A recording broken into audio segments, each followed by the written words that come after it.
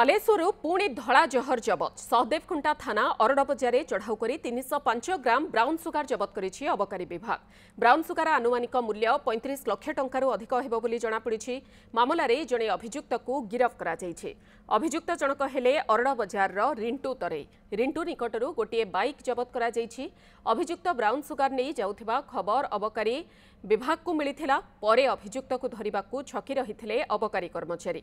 अभियुक्त को गिरफ करा जिबा सह एथिरे आउ किए संपृक्त अछंती से नहीं तदंत चलीछि। तापाकर आम 305 ग्राम ब्राउन सुगर जबत करूँ ता सहित से बुलेट को सीज करूँ आम अटक रखीचु अनुसंधान जारी अच्छी।